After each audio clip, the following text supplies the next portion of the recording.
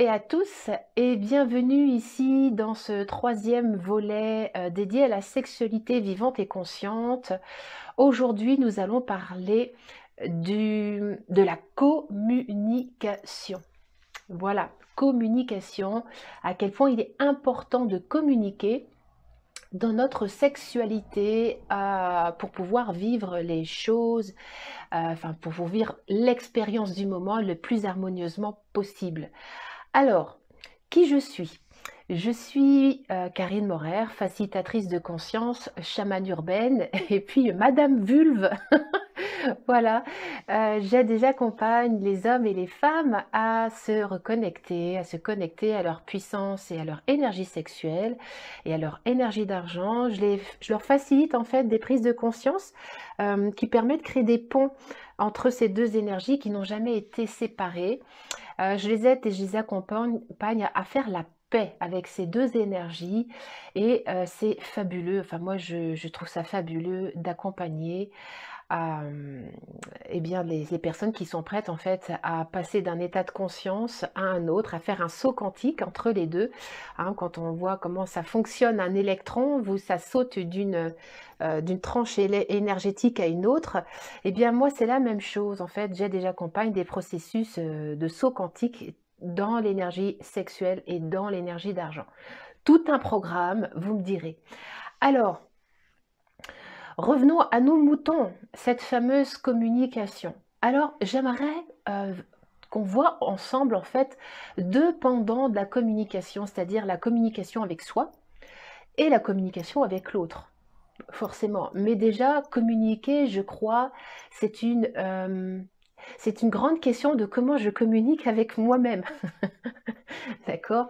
Donc dans le premier Facebook Live, dans le premier volet de ces 5 volets, je vous ai expliqué à quel point il était important, voire fondamental, de savoir se reconnaître dans sa vulve de femme, de savoir se reconnaître et se reconnaître dans notre anatomie sexuelle. C'est déjà un premier pas de communication, c'est-à-dire avoir une représentation visuelle, une représentation olfactive, gustative, sensorielle. Ça, c'est une façon de communiquer avec nous-mêmes et d'entrer en lien avec notre sexualité. Donc ça, je l'ai déjà traité.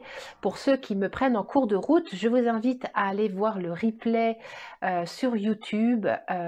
Donc l'importance de se connaître pour vivre une sexualité vivante et consciente et joyeuse. Et aujourd'hui, l'invitation, ça va être comment communiquer avec moi-même. Est-ce que parmi vous, il y a des gens qui parlent à leur enfant intérieur, à leur vulve, à leur pénis? Est-ce que vous vous êtes déjà imaginé qu'effectivement, on peut entamer un dialogue avec sa vulve, avec son pénis, avec son enfant intérieur? Alors en développement personnel, c'est très à la mode de laisser parler donc l'enfant intérieur, d'accord, tout le monde le sait. Mais moi qui suis vraiment dans l'espace de la sexualité, est-ce que tu t'es déjà imaginé entrer en communication, avoir un dialogue ouvert avec ta vulve? La vulve, c'est une bouche, avec des lèvres. Voilà, des lèvres qui s'ouvrent forcément sur un conduit qui est un vagin. Et puis nous avons donc une bouche ici qui conduit à un larynx. Coucou Agnès, j'ai vu que tu avais essayé de m'appeler, on se rappelle après. Donc, voilà, qu'est-ce que ta vulve ou ton pénis, au bout du pénis, il y a le méa urétral également, qui ressemble à une petite bouche. Qu'est-ce que pourrait raconter ce pénis? Et qu'est-ce que toi, en tant qu'adulte ou avec ta voix d'enfant, qu'est-ce que tu pourrais dire à ta vulve? Qu'est-ce que tu pourrais raconter? Voilà, c'est-à-dire de commencer à entamer un dialogue avec ta vulve ou ton pénis. Ça te fait quoi, ce que je te raconte déjà? Est-ce que tu t'étais déjà imaginé que tu puisses entrer en conversation intime avec ta vulve? Voilà, c'est-à-dire que dans les mises en situation, ça va être vraiment de connecter cet enfant intérieur qui est vraiment au cœur de source, l'espace en fait qui inclut tout et qui ne juge rien, et de venir en fait écouter, voilà, de déposer ses oreilles, de venir écouter cet espace de la vulve ou du pénis et de venir entendre d'une façon assertive, c'est-à-dire être prête aussi à accueillir ce que nous n'avons pas envie d'entendre. Hein. D'accord? Ok, donc c'est d'être en capacité avec ce cœur de source d'entendre, d'accueillir, et bien effectivement toutes les zones d'ombre. Hein. Ça c'était le volet numéro 2. Quel est l'intérêt finalement d'aller voir l'ombre? Eh bien c'est que ça permet justement d'entrer en communication avec, nous entrons en communication avec l'ombre pour en fait ne plus être dans le jugement de cette ombre, mais être dans cette alliance. Hein. Voilà. Alors Dominique, tu me dis, j'aime bien parler avec toutes les parts de moi et c'est puissant. Eh bien oui, c'est très puissant. Je me souviens, moi, la fois où j'ai commencé à parler avec ma vulve, déjà je parlais pas. Hein. Je pleurais, littéralement. Je pleurais tout cet espace de renoncement, tout cet espace d'incapacité, tout cet espace renié, cet espace muet. Et c'était des flots et des flots, des torrents de pleurs qui se sont déversés parce que la communication, ça peut aussi passer par ça, hein, c'est-à-dire cet accueil de pleurs. J'étais sidérée de voir, moi qui me considérais avoir une sexualité déjà vivante, consciente, satisfaisante, en fait, je me rendais compte, j'étais sidérée de voir l'incapacité que j'avais à rentrer en communion et en communication avec ma vulve. Alors oui, elle me procurait beaucoup de plaisir, beaucoup de joie, mais je n'avais pas encore, je n'y avais pas encore introduit mon soi sexuel, mon soi supérieur, mon soi sexuel supérieur, ma conscience divine, mon soi, enfin bref, mon être source divin, vous appelez ça ce que vous voulez. Et on peut passer des années hein, à être dans cet ego sexuel. Moi, j'y suis restée planquée un certain nombre d'années, d'accord? J'en reparlerai la semaine prochaine de tout cela, hein, de cet ego sexuel. Je croyais que j'avais atteint un truc, voilà. Mais en fait, quand je me suis rendu compte qu'effectivement, je n'avais jamais parlé avec ma vulve, je l'avais jamais écouté, mon cœur vraiment s'est fendu, j'ai fondu une cuirasse et j'ai beaucoup pleuré. Et j'accompagne ce genre de processus forcément. Hein, voilà, de pouvoir livrer en fait dans les Zooms Femme Divine Intégrale, il y a une mise en situation qui consiste à livrer sa prière. Livrer la prière de guérison, c'est-à-dire qu'à un moment donné, c'est comme si c'était notre vulve qui passait, qui prenait le verbe et qui pouvait s'exprimer par nos cordes vocales. Et ce dire-là, c'est capital. Alors, soit on le dit dans des espaces comme des cercles de femmes, moi j'ai accompagné beaucoup de Zoom là-dessus, dans des cercles de femmes de guérison, ou dans des cercles thérapeutiques, enfin bref, peu importe.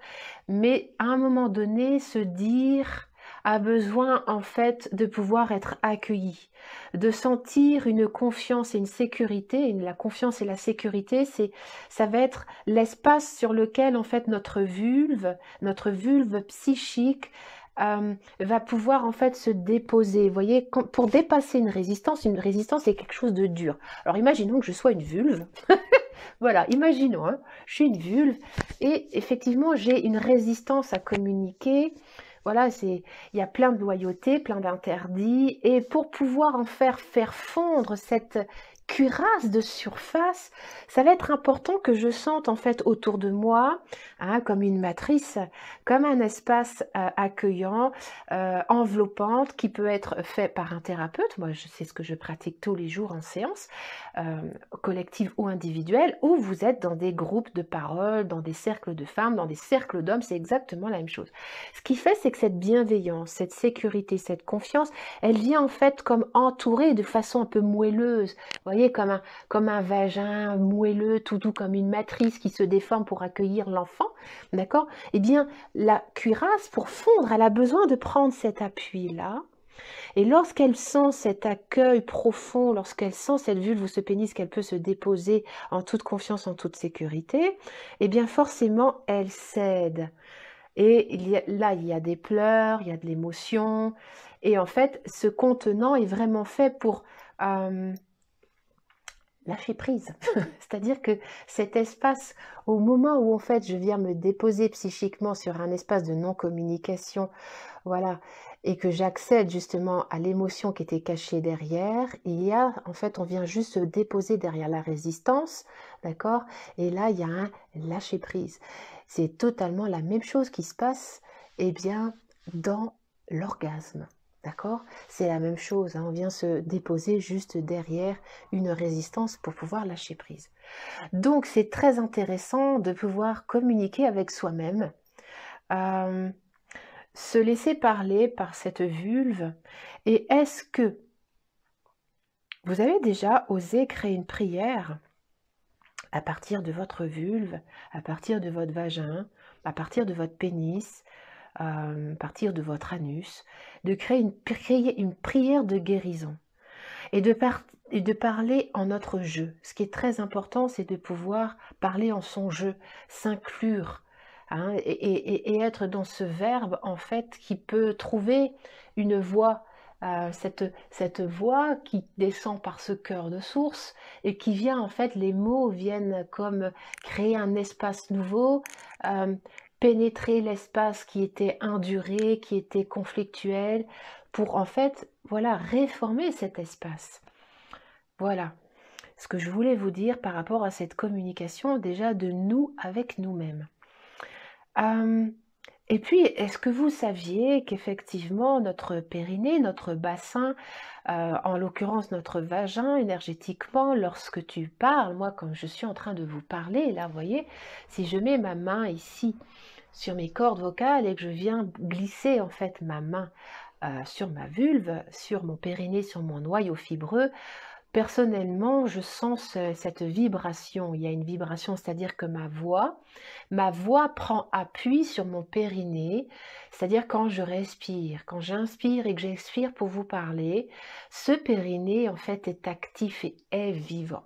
Et je pense que nous pouvons apprendre à créer un lien de communion, de communication, créer en fait, ça c'est une mise en situation que je vous offre dans le prochain programme dont je vous parlerai le 21 décembre dans la conférence. Voilà, il y a toute une mise en situation que tu peux faire, que tu peux mettre en place pour imaginer que tes cordes vocales, voilà, descendent, elles ne prennent pas juste appui là, on n'est pas segmenté, hein. Alors oui, si tu es dans un mental et que tu as la tête, hein, tu as ta tête, tu fais chambre à part avec ton corps, ça va être un peu compliqué. L'invitation, ça va être vraiment de créer ce lien entre les cordes vocales et le bas du ventre et le noyau fibreux qui est vraiment l'entrelac. Je vous le remonte, ce noyau fibreux, il est juste là. Et ce noyau fibreux, lorsque tu parles, lorsque tu te laisses agir par le verbe, lorsque tu respires, lorsqu'il y a cette vibration en fait qui vient opérer sur ce muscle sont tes cordes vocales, lorsque tu souffles en fait, c'est pas que là, nous sommes vraiment une caisse de résonance et on peut prolonger nos cordes vocales sensorielles, sentir que ça vienne s'appuyer ici en bas. Et ça c'est communier et communiquer avec son bassin. La voix, moi on me dit souvent, Karine, mais qu'est-ce que tu as la voix douce? Ben, elle n'a pas toujours été comme ça, parce que même quelquefois, je peux m'entendre repartir là-haut et tout est ok. Hein. Il y a quelquefois, je peux partir dans des explications en forceps et je monte dans ma tête, toi, puis tout. C'est pas du tout la même chose que d'être bien assise, la voix. En fait, moi, voix, là, je la sens, elle est en bas. Juste là, si tu es tout seul ou si tu es toute seule, parle. Écoute ta voix, sens où est-ce qu'elle prend appui, où part ta communication. Est-ce que tu es comme moi, que là-haut, quand j'étais en train d'imiter, quand voilà, je suis dans la petite fille qui voudrait convaincre, qui voudrait sauver la planète entière? Ou est-ce que tu es juste à ta place? Vous voyez, quand je fais ça, je suis vers l'avant, tout le monde, et pouf, quand je suis là derrière, je m'assois, je me pose, et il y a à convaincre personne, il y a juste une invitation. Est-ce que tu as envie d'expérimenter ou pas? Il n'y a aucune obligation. Voilà, c'est être en soi, être assise en soi, et être assise en soi, il y a beaucoup de confusion avec être en soi en haut. Être assise à sa place, sur terre, bien ancrée dans son bassin, en toute confiance, en toute sécurité, et laisser vraiment ce verbe prendre appui là. Voilà. Ah, ça fait du bien hein, de s'asseoir en soi. Voilà. Et de pouvoir, voilà, comme je suis en train de le faire, voilà, prendre les ischions, peut-être les étirer, les écarter, sentir en fait ce plancher pelvien ici, vraiment venir, toutes ces voiles périnéales venir s'accueillir contre le fauteuil, voilà, et de venir accueillir tout cela. Et communiquer de cet espace-là, bah, ça n'a rien à voir avec quand je suis en train de réfléchir. C'est-à-dire que être en bas, lorsque je suis en bas en présence, je suis dans le présent. Je suis en présence dans le présent. Et honnêtement, tout se dit dans cet instant-là, dans cette présence-là. Voilà. Donc, je reviens à mes petits moutons, communiquer avec soi. Communiquer avec sa vulve, avec son pénis. Entamer un dialogue ouvert, cœur à sexe et sexe à cœur. Hein. Il y a vraiment un lien entre les deux à créer cette voie de communication. Comment je me dis, comment ça s'éprouve, comment ça se dit à l'intérieur de moi. Le pouvoir le partager, pourquoi pas, dans un cadre thérapeutique et surtout en couple. Ah, parce que finalement, une fois que je sais communiquer avec moi, eh bien, forcément, il n'y a pas de séparation avec comment je vais communiquer avec l'autre, en couple. Et c'est là où ça peut se compliquer, ou pas. Voilà, je viens d'accompagner ce matin un couple extraordinaire. J'en suis encore toute émue, et c'est pas un hasard que je l'ai rencontré ce matin, ce couple, où eh bien, cet homme et cette femme, il s'agissait d'un couple homme-femme, hein, ça pourrait être un couple homme-homme ou un couple femme-femme, mais alors ce matin, c'était un couple homme-femme, dans lequel, en fait, l'homme et la femme ont vraiment pu accueillir leurs projections, leurs peurs, pour l'homme en tout cas, de faire mal à sa partenaire, de son besoin d'être rassuré dans l'espace du petit garçon, qui a peur de mal faire, de ne pas savoir faire, et la femme qui en a, voilà, qui en a marre en tout cas, de rencontrer ce petit garçon qui a peur et qui pour le coup rentre dans l'espace castrateur, et c'est une espèce de cercle infernal.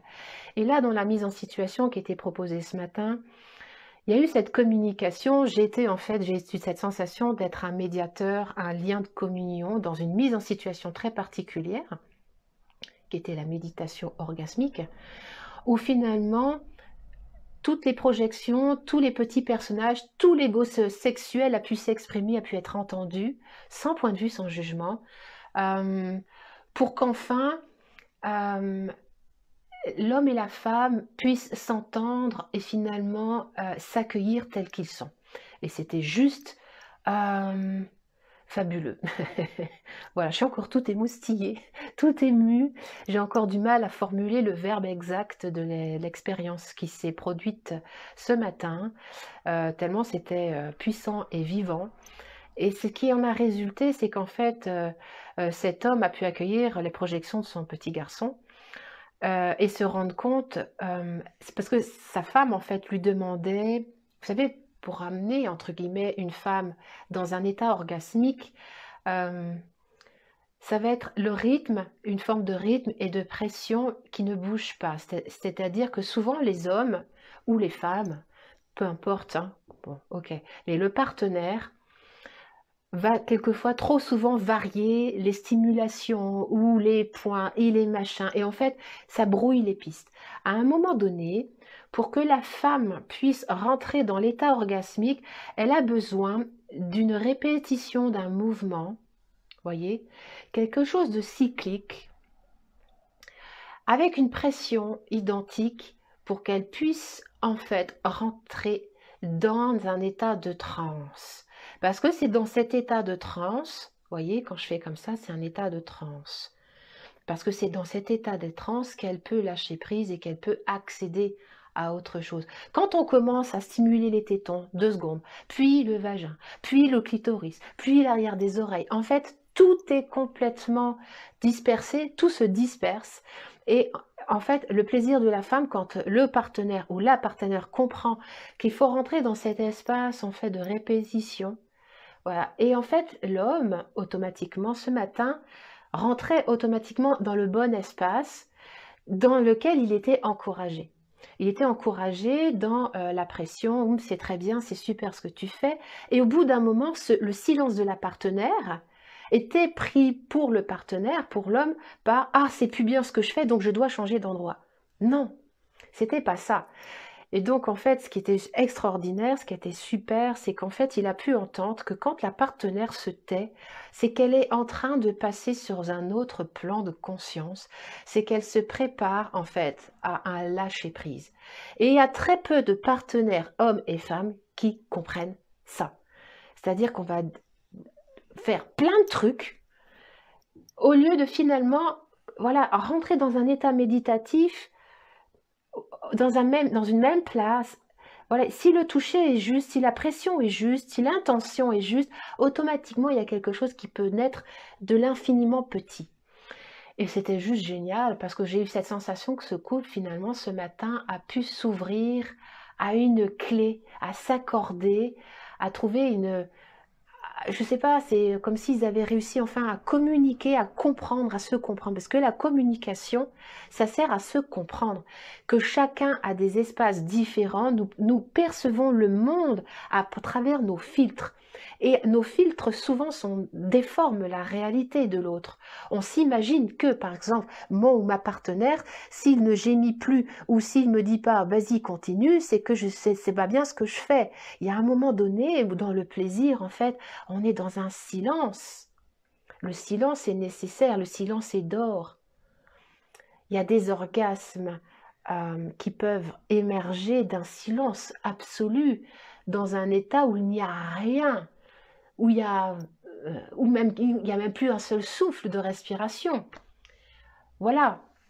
Est-ce que nous sommes toutes et tous prêts à justement communiquer avec nous-mêmes pour pouvoir mieux communiquer avec l'autre et pour pouvoir mieux en fait communier et être dans cet instant présent, non pas dans un ah mince je me suis trompée ou je fais pas bien, mais être juste dans l'accueil de l'instant présent.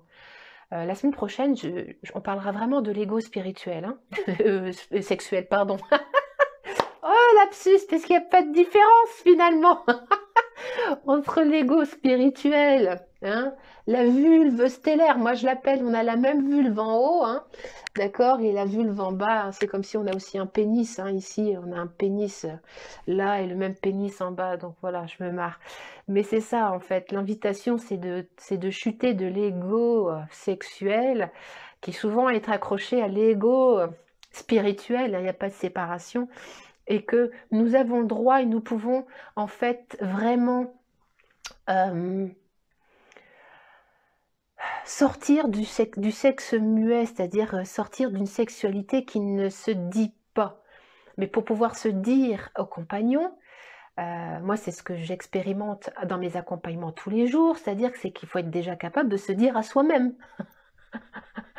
Voilà, il faut être capable de se dire déjà à soi-même, et très peu de gens savent se dire, parce qu'en fait on contourne l'ombre, hein, c'est-à-dire qu'on va se dire en conscience, ah oui, alors c'est parce que dans une autre vie, j'étais ceci, j'étais cela, ou c'est la faute à papa, maman, c'est la faute à mon compagnon, c'est la faute à, mais finalement, l'invitation, est-ce que ça serait pas de pouvoir se rencontrer dans ce dire où on se trompe avec soi-même, quoi.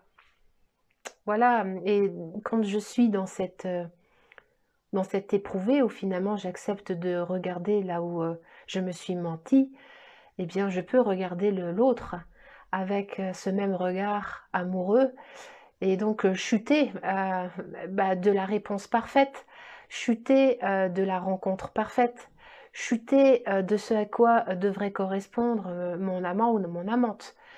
Voilà, et je peux vous assurer que c'est le chemin de toute une vie. Voilà. Est-ce que ça vous parle ce que je suis en train de vous communiquer sur la communication dans la sexualité vivante et consciente? Sophie, tu nous dis faire au lieu d'être à l'écoute du corps, de l'énergie, du non-temps, du non-espace, du silence absolu, ouverture maximale. Ouais, alors c'est vachement plus facile quand on le fait soi-même avec soi, mais quand on est à deux, bah, c'est pas toujours si évident. Parce qu'automatiquement, bah, il y a les zones d'ombre, il y a nos zones d'ombre, mais quand on est justement en relation sexuelle ou relation de communication avec l'autre, nous rentrons aussi en résonance avec les zones d'ombre de l'autre. Et ça demande de faire preuve d'assertivité. C'est-à-dire, ça va être de pouvoir parler en notre jeu, c'est-à-dire nous exprimer en notre jeu. Je ressens ceci, j'ai besoin de cela, j'aime ceci ou j'adore cela, mais ça va être aussi être capable d'entendre ce que notre jeu fait résonner chez l'autre, c'est-à-dire bah, peut-être son impuissance. Ah, ça va être aussi de voilà de oui c'est ça, c'est d'accepter que bah que l'autre ne va pas forcément nous apporter la réponse que l'on attendait, c'est-à-dire oui ma chérie, oui mon chéri, c'est super, c'est formidable, oui je comprends. Bah non, être assertif c'est aussi comprendre que l'autre n'est peut-être pas prêt à comprendre ni à entendre. Voilà notre jeu. Et c'est autant vous dire que pour moi l'espace du couple, donc ça veut dire couple enfant-parent, couple homme-homme, couple femme-femme, couple femme-homme, enfin toute forme de couple, enfant-parent, je l'ai dit. C'est pour moi l'espace le plus initiatique de transfert, hem, de là en fait où, bien nos petits personnages, nos espaces blessés se remontent le plus facilement en surface. Voilà. Voilà ce que je voulais vous dire, donc ça me demande vraiment cette voie d'amour, cette communication amoureuse avec soi-même. Ce matin, je me disais à moi-même, parce que je suis vraiment dans un espace très particulier en ce moment. Hem, voilà. En fait, ça se résumerait à ça. Hein, voilà, c'est un peu comme ça. Une sensation que ça sert à rien, une sensation que, il y a rien à faire. Une sensation de, «je m'en fous», une sensation de «à quoi bon?» et c'est OK, hein, de ressentir tout cela. Hem, ouais, il y a un truc, vous voyez, ça s'éprouve pas, quoi, ça se dit pas même, vous voyez?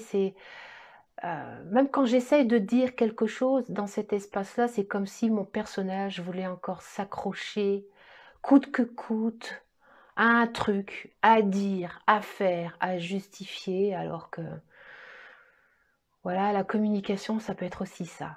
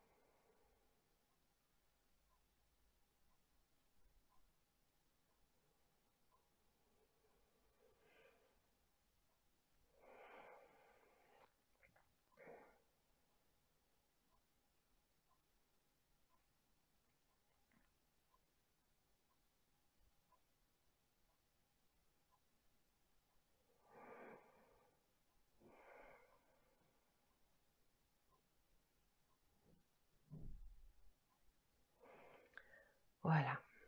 La communication, c'est aussi l'intensité du présent. Et c'est pouvoir le faire place à l'intérieur. Voilà. Je vous donne rendez-vous la semaine prochaine pour une 4e capsule où nous parlerons, comme je l'ai déjà dit, de l'ego sexuel, comment il a tendance un petit peu à s'emparer de tout. Notre ego, il s'empare de tout, c'est normal, c'est son job. Voilà, et comment nous pouvons lui faire, nous pouvons faire de la place à autre chose en tout cas.